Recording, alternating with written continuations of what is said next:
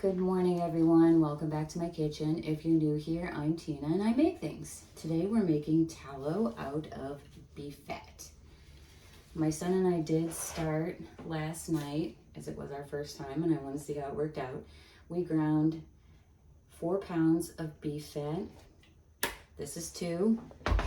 This is the other 2. I put in my crock pot for about 2 to 3 hours, rendered it down as low as my crock pot would allow. And I popped it in the bowl overnight and put it in the refrigerator. You can see there are some impurities left here. So what I'm gonna do is get this out of the bowl, scrape the impurities off, and put it back in my crock pot.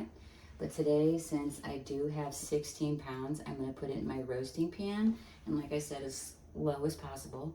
We don't wanna brown the fat or the meat. If you do not have a meat grinder, it's totally okay. This thing's not the bestest anyway.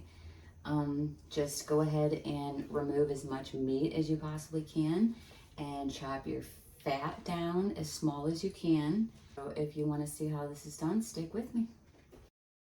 This process didn't take too terribly long.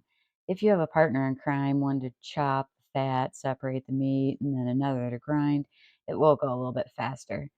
And a little bit later on in the video, my husband does come in the kitchen, as he does like to help me, not only with the cooking and the cleaning, but just in life in general. And as you'll see, he helps 100% with all of that and my personality, really. He opens me up. Woof, we can't even see me. All right, 20 minutes later, just under 4 pounds down, all chopped. Put it through the grinder. It's going to go into my roasting pan. Like I said, low and slow. 130, 140 Fahrenheit is probably the highest you want to go.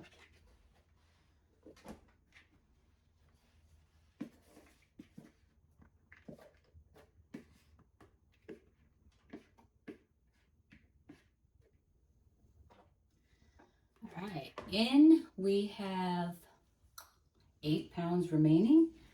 I'm gonna throw the lid on this, finish trimming up my beef fat, running it through the grinder, and we'll see you in a couple hours.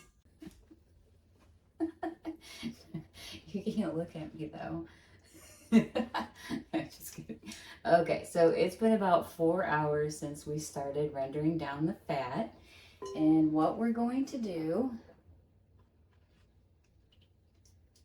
is run it through our strainer. Straining it is going to remove any impurities such as leftover meat, any tendons. Oops. We can take it a step further and use a coffee filter, cheesecloth, a fine mesh strainer, and this will get rid of any of the tiny little bits, if you can see them in there.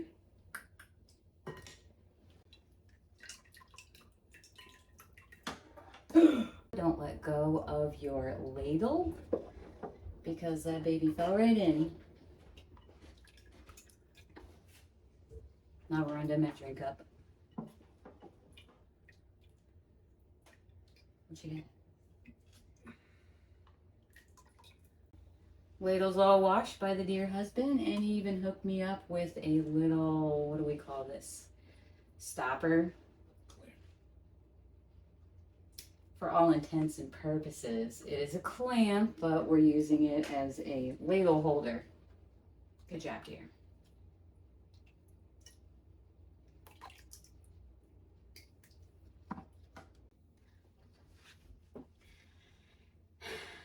Ready, Freddie? I'm not ready. I'm rich. Okay, so you don't actually have to do this a second time, but the cheesecloth will actually capture the little tiny bits that you may not want in your tallow. What I'm going to do is grab a canning jar, my funnel, a sifter, and some cheesecloth. And we're going to strain it again.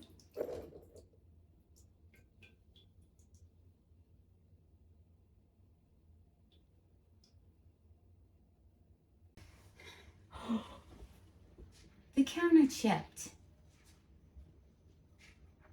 Is it going finally? It is going finally. Oh,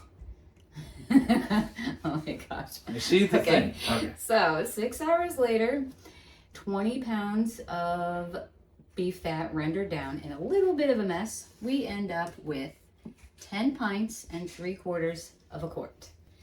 You can keep tallow and lard in your refrigerator for up to 2 to 3 months, and it will keep in your freezer as long as you don't go over the 1-inch headspace on the jar, because it could expand. You could keep that in there for up to a year. If you guys liked what you saw today, please consider liking, subscribing, little thumbs up action, and I'll see you on the next video. Okay, bye.